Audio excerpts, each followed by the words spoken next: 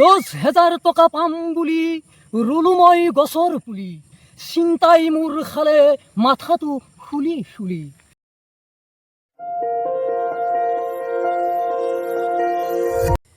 এই তই আজিকালি যি হেৰি চিৰিগিলাকে কিবা গোটৰ সেই গাছ পুলি ৰোৱাৰ হয় ৰুচি দি গছৰ পুলি গাছৰ পুলি যি ৰুচি এই তাৰে কিবা কবিতা বনাইছে নে?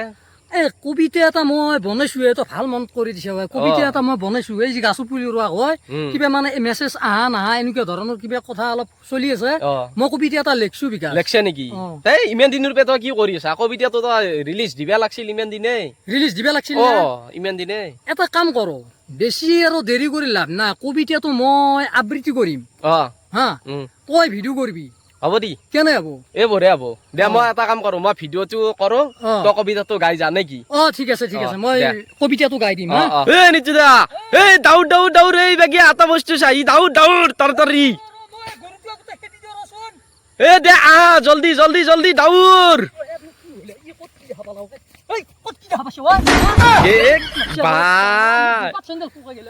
এক পাত চেন্দেল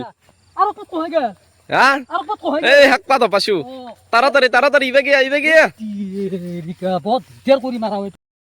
বাপ এনেকে মাতিছে, মই বোলো ক'ৰবাত কিবা সাপ চাপ দেখা পালি নেকি?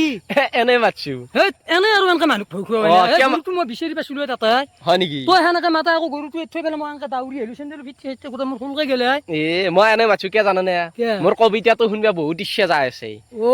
কবিতাটো শুনবাৰ ইচ্ছা যাই আছে, নহলে তই গুচি যাবি না, সেইকাৰণে মাতছো। তই গেছিলিয়ে সেই লাইন লৈছিলিয়ে মানে গৰুটো যিহেতু মই বিচাৰি পাইছো, গৰুটো ঘৰত থৈ পেলাই আহিলো, দেচোন কথা নাছিল।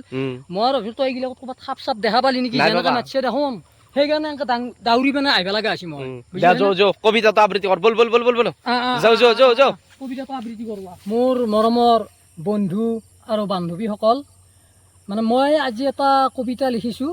কবিতাটো মই লিখিছোঁ এনেকৈ, মানে কি আজিকালি যে এই যে গছৰ পুলি ৰুইছে মহিলাসকলে, বহুত কষ্ট কৰি গছৰ পুলি ৰুইছে, সেই গছৰ পুলিটো ৰোৱাৰ বিনিময়ত মানে কেনেকুৱা হৈছে সেই কথাটোক লৈ পেলাই এই কবিতাটো লিখা গৈছে।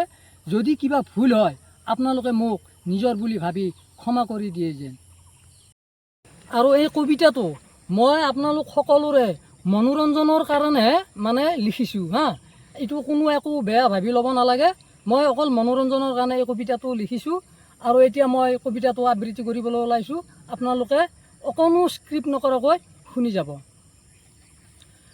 10,000 টকা মই 10,000 টকা পাম বুলি ৰুলো মই গছৰ পুলি, চিন্তাই মোৰ খালে মাথাটো খুলি খুলি।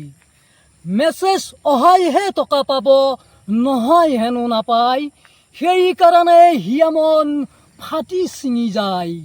মেছেজ অহাইহে টকা পাব, নহয় বোলে নাপায়, সেইকাৰণে হিয়া মন ফাটি ছিঙি যায়।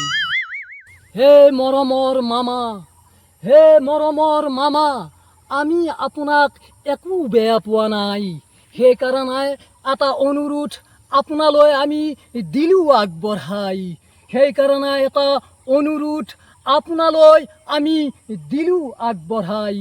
মেছেজ অহা নহা কোনো কথা নাই, মেছেজ অহা নহা কোনো কথা নাই, সকলো গোটৰ মহিলাই যাতে এই 10,000 টকাটো পায়, সকলো গোটৰ মহিলাই যাতে এই 10,000 টকাটো পায়।